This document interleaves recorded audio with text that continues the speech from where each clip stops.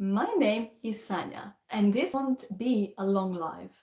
I just heard something that I thought I have to share with you guys, and that is that it's better to be cheated on than to be the one who's doing the cheating. I heard this today and I was going, Amen. Why? Person that is cheating, person that has desire to cheat, whether in a relationship, a business, whatever that may be, they have something that I don't like saying, the words, but this is how it was said, so I have to. They have a problem.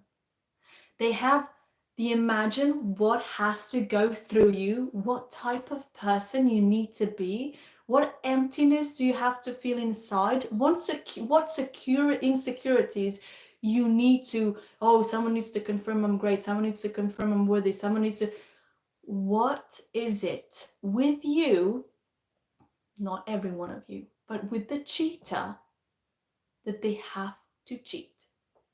What? When I heard this, they're like, I'm so glad. They're like, I've been cheated on in business, and you know what I said? So what? I would much rather be cheated on than to be a cheater because they have issues, they have problems. Not that I'm saying everyone is no one has issues, but what type of challenges, demons, whatever they might have to go down that path. I just literally just said amen. It's much now when I see a person that is doing the cheating, that is doing something mean, that is just not right. I mean, obviously, just imagine what's going through them, what problems they're having to actually even consider harming someone. I just go and say, thank God I'm not like them. Thank God. What are they going through to do that? I don't want. Thank God. And maybe we've been through the same thing, but for whatever reason, I was able to, have empathy. I was able to say, no, I don't want to do this. I was able to come out of it as a better version of me. I was able to heal on it. I was able to do all of these things.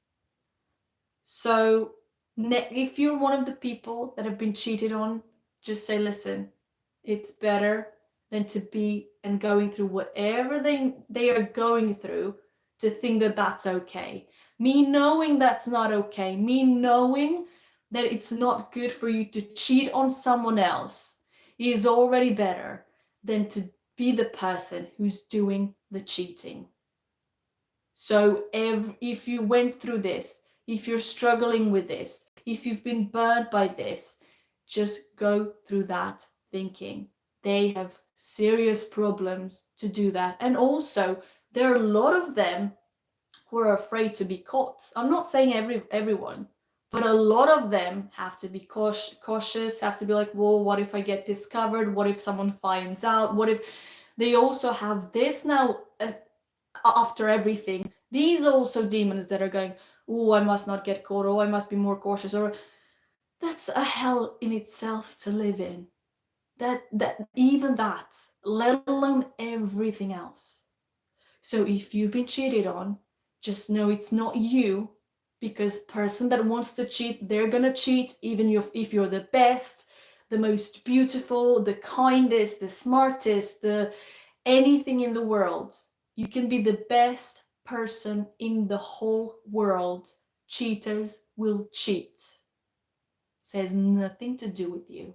You work on yourself, you work on healing, work on loving yourself. Learn and know that not all of the people are like this.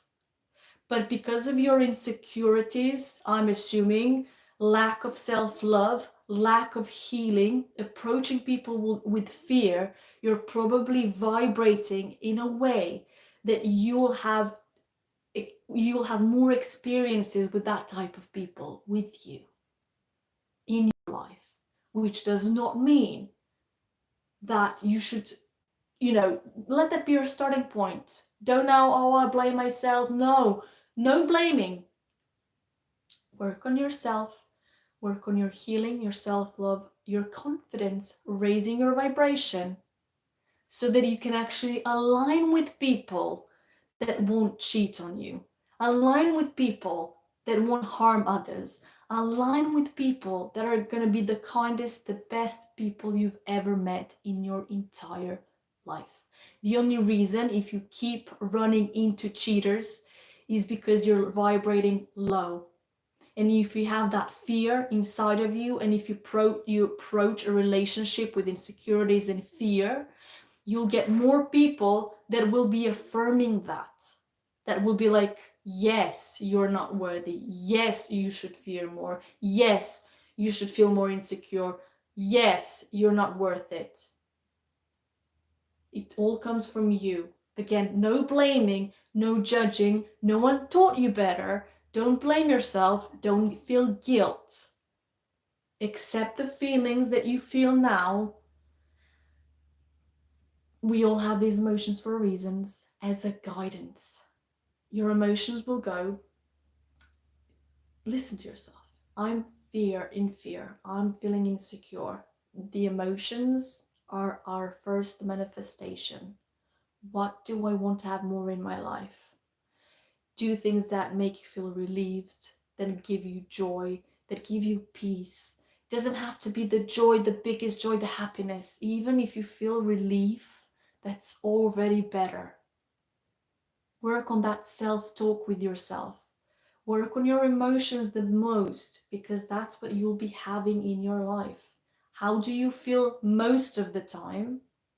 It's what you'll get. So work on that relationship with yourself.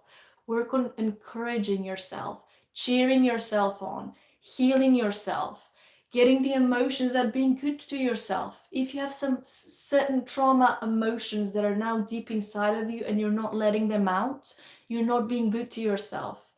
Cry it out, scream in a pillow, write it down. Make sure you're good to yourself enough that you allow yourself to get the emotions out, that you allow yourself to sort of have a cleanse. Not that it is, but that's how I feel. I feel lighter when let's say I need to cry, and I cry, even if it's from something that happened 20 years ago and I haven't focused on it, went through from the beginning to the end and just literally cried and worked on healing and worked on different results.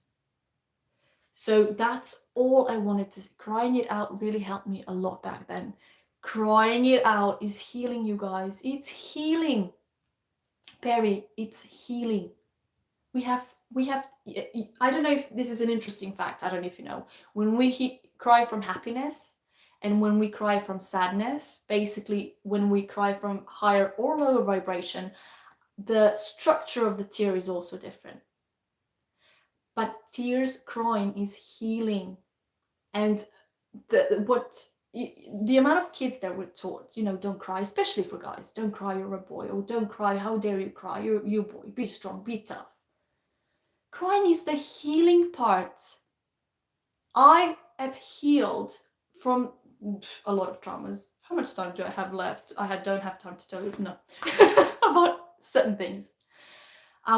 What I would do would start, I knew I needed healing in certain areas. I think all of you know at least some of them. I would begin from the beginning.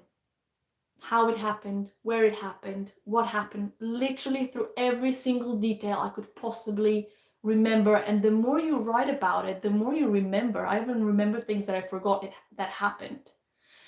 And even maybe halfway through, if not from the beginning, because for some things I knew I had to cry and I couldn't. And for the love of me, I couldn't. And I wanted to cry and I couldn't. When I was writing, I could, because I was literally going through that. You can either write. I know some people meditate. They close their eyes and they're experiencing it in their heads. I like to write. And I literally cried out. And what I would feel, depending on how bad the trauma was, I would feel exhausted, because for some things I cried for a long time.